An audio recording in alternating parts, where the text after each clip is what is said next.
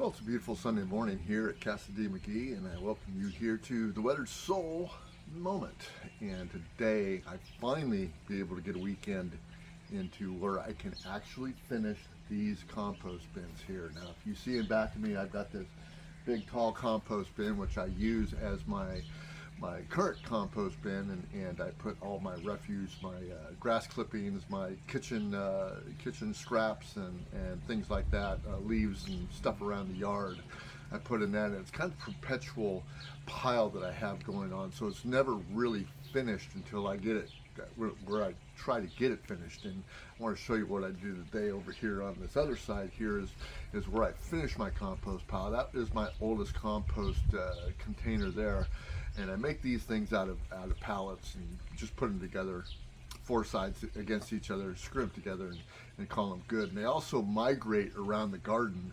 Every so often I will move these things to different spots to be able to, when I'm composting it, all those nutrients and stuff sometimes that leach out through the bottom will get into the ground and be beneficial for my garden in the years to come. But anyway, what we're going to do today is I'm going to use these bags of chicken manure in layers, and actually put the first layer down in this box, and then transfer the contents that's in my box that is not finished onto the top of these layers of chicken manure, which are going to accelerate the rate at which I can finish this compost. And hopefully within about 4 weeks I'll have enough compost to put around the garden and use, and then I just start the whole cycle all over again. So give me a minute, and we will go ahead and do what we need to do with these compost piles, show you how I do it, and hopefully if you like the way that I do it,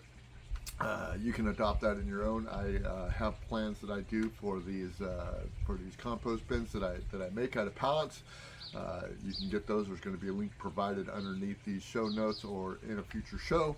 But otherwise, I'm going to get to work on this because I've got a beautiful day out. Got a lot to do because we're a long ways from getting this garden into action, and I'm about 5 or 6 weeks behind because of the weather that we've had here in California. Not that I don't enjoy that we had all this rain and stuff like that, but it's really put a damper on where I'm at usually at this time of the year. So stand by, and we'll get this started. You're going to need a couple of different tools to accomplish what you've got going on in your yard, especially in my situation. I use a spade shovel, a flat shovel, of course a pitchfork, and sometimes you'll need a rake. And basically we're going to use these tools to get some of the old compost out of here that I use for my seedlings and stuff. What I like to do is that I like to take the old compost out of there that I haven't used before, put it in a bucket, and then what I'll do is when I start my seedlings, I'll put a little bit of that compost in the bottom, because they're actually going to see that environment in my garden, because I've cultivated my garden in such a way that they see those nutrients all the time. And when you start your seedlings in something that is going to be more familiar with them, that when you transfer the seedlings, you're going to have a much better output with your garden, with your output, with your harvest and everything. So I'm hoping that translates into good things going on in my garden. It's never failed me yet, and it's actually something that I learned that I'm actually importing this year, because I've actually done this before, but I didn't believe it, and now it's actually a practice of mine that I've gotten into on a yearly basis. So these are the basically the 4 tools you need. Might need a little bit more. Might need a little knife here that you can use to open up your bags and stuff like that. But that's whatever you feel that you need is what you need. So we're going to get together and we're going to start this up. What you're looking at down here is my old compost bin. I've left a little bit of compost down in here just to save up for various projects that I have around the yard, and especially for doing my seedlings this year. And it's some really good compost. So I mean, it's about, I would say, well, it's 100% done. There are remnants of leaves and other things that are still hanging around in there, but basically, if you go out to the forest and you look at the forest, you never really see the earth. What you see is you see the layers of compost and stuff that are available to the earth that is underneath, that helps feed and nutritionalize your earth, fertilize it. But This is seen and has done its course. I'm going to leave a little bit of it in there, but I'm going to top that off with some chicken manure. And the reason why I'm using the chicken manure first is because when you go out your garden and you're at the end of the year, the first thing you usually put down is either compost or chicken manure. So why not both? So that's what I'm going to do with the extra compost that I have in here. I'm going to transfer it to my bucket, and then we'll come back and we'll start the first layer of transferring and finishing my compost bin.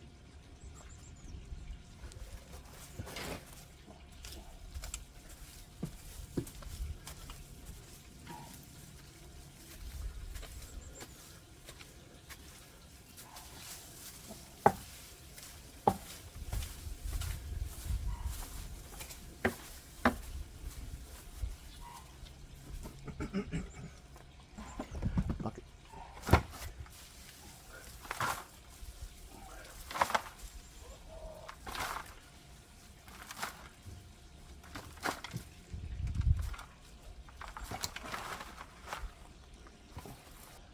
Okay, so I got about 75% of the compost that I wanted out of there. And you can see that I have, you know, and this is a pretty weedy area, but I don't really care too much about the weeds being in here. If they want to roam around, that's fine. I can pull them out of there when I want to.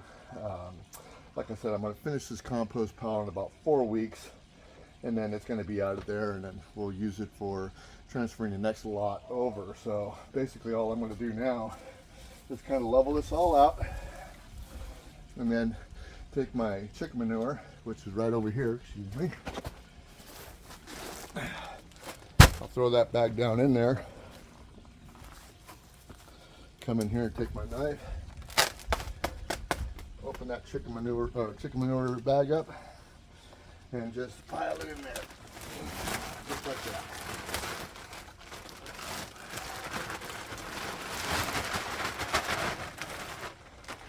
And then I'm going to take one of my tools that I use. I think what I'll use is this rake. And I'll kind of push it all in there. Get it all nice and evened out. Push it up against the sides a little bit. What I really want to do, and I think that's going to be beneficial, because the chicken manure's already composted, and so what I want to do is kind of make a little pile in the middle, and that's kind of what I'm going to do here, is just use the middle as my basis, as a what you would call just like a cooking vessel. So I'm going to make like a little indentation down here, and then I'll put my compost in, put a little leaves on top, and then I'll put another layer of chicken poop and stuff on there, and then we'll do the same thing over and over again until I end up with just chicken poop on the top. I've got a one last storm. I think they forecasted that we're going to have one last storm, one last big storm, so that'll keep the compost pile nice and moist. I'm hoping the remainder. I mean, I still have some water that I could throw on here. I would rather not throw my good rainwater, and so maybe I'll use some hose water to do that. But basically that's what I'm going to do, and I'll show you what I'll do next. Is that we'll make a little pile right in here. I'll put my leaves and stuff that I've collected over the years around it, and then we'll pile the next layer on top of that. It's also a good time to just kind of look around your compost pile. As you can see, I've got maggots and other stuff coming up, fruit flies, which are good. I've got some of this citrus in here right here that hasn't been opened up, and you know, when you're doing a compost pile, if you have some stuff in there that's not quite composted or not quite opened up, it's not going to compost for you. In fact, it's going to act like a root cellar. So what I'll do is I'll sit here and I'll open that up. See, I'll open that up with my knife, and then I'll just throw it in the pile. That'll be a basis for my pile. I have a lot of citrus that I put in here, so my compost pile will be a little bit acidy, but that'll decrease over time. So basically, it's a good time to look in there also and take away all this stuff, like, you know, these plant labels and other stuff, plastics and stuff that might migrate into your kitchen waste or anything else like that from your yard, avocado pits and stuff like that. You want to get out of there. But basically what I'm going to do is I'm going to take some of this pile, lift it up, and as you can see, and man, it's warm under there too. So it's actually been doing, look at all those worms. Check that out. That's what's going on in my compost pile right there. Let me tell you, there's nothing better than having a nice set of earthworms and stuff that are in there, and they're just enjoying themselves, and they're going to enjoy themselves even more as I go ahead and put this pile into finishing. And that the worm, you know, the worm droppings, the casings that they're going to make is just going to be fantastic for your soil. So we're just going to keep going. So I also have a fish pond. Oops, wow. I also have a fish pond that I have in my yard, and it creates a lot of algae. So I've sat this out over the year, and the algae has been decomposing a little bit. So I'm going to put that algae down on top of here. And I got my pile in there. The algae is really, really good for your soil. And if you're like me, and you know, if you've been following me, you know egret took all my fish out of the pond. So basically what I'm going to do is I'm going to drain the pond, and I'm actually going to put that sludge and stuff back onto the compost pile. And that sludge and stuff is full of nitrogen and other good stuff, lichens and all kinds of other things that are going to be beneficial to your garden. So what I'll do here is I got this in the center, and then all those worms are going to be happy when I put all the nice carbon stuff down at the bottom here. And man, I'm telling you right now, this is going to be some quality compost. I cannot wait for it to be done. But I'm not really worried too much about some of this stringy stuff. It's going to break down.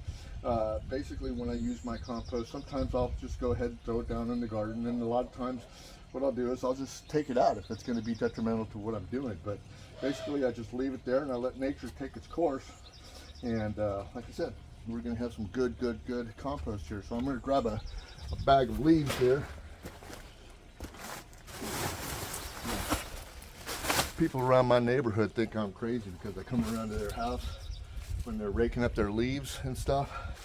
And I ask them, hey, I'll take these leaves off your hands. And they kind of look at me weird.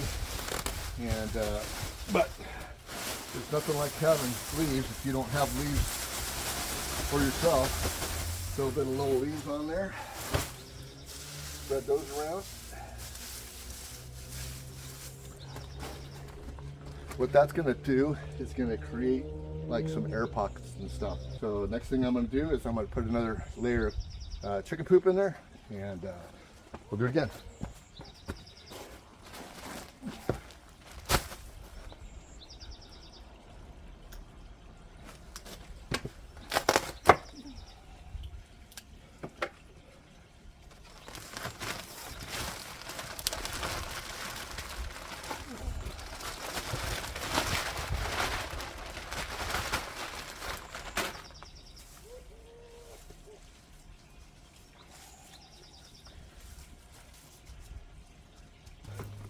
Another layer. You can see I got some leaves in there already. Take your spade and chunk it up a little bit.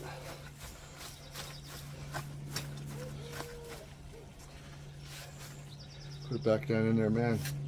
Those worm casings are going to be so beneficial to our garden. Over here, grab some more leaves. Put a little bit of leaves on top. Spread it out amongst the fold. The knife was down in there. Would have hate to lose that. Always nice to have a good pocket knife with you when you're working around the homestead. Here we go, a little bit more. Another layer of chicken poop. And I will be right back with the end and show you the end result. Okay, well here's the end result. As you can see, I've got the chicken poop on the top of the everything sandwiched in kind of like a layered lasagna. Let's call it the lasagna method, but as you can see, as I got my layers down there, they're going to be compacting and composting nicely throughout the week. And what I'll do is I'll come in here and I'll kind of lightly turn it. Maybe I'll turn it all the way. We'll see what happens, but I'm probably not going to be too aggressively turning this. What I'll be doing is I'll be using a modified Johnson-Su method where I'm putting pipes in there that actually have some holes in it to keep air inside the compost bin while I'm getting it done. I haven't decided whether I'm going to do that through the top or through the sides, because you could do it both ways. I got a buddy of mine who's doing it through the sides, and he is having a really good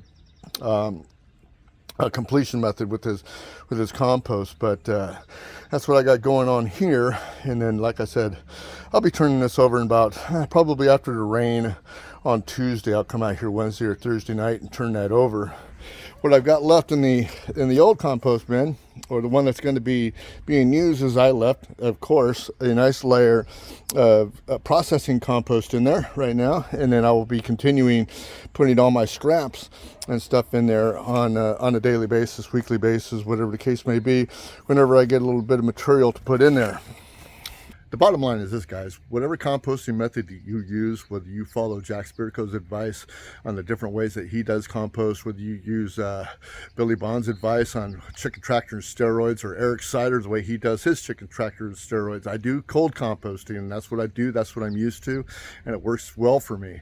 I battle the weeds out through the year, but I got good compost. I got good casings in there, and perhaps after what I've discovered today with the worms, I might even start a worm farm.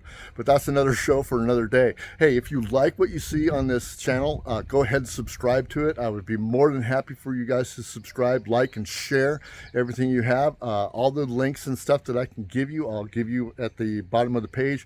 I take donations in Bitcoin, and I take cash donations just to keep this thing alive, man. And hope that you listen to the Weathered Soul podcast, which comes out weekly or semi-weekly, depending on how much time I have. But I wanted to wish you guys a great day. I'm going to spend the day working out in my yard, and I just want to say peace be with you and love yourself. Why? Because you're worth it. Take care, man. Have a good day.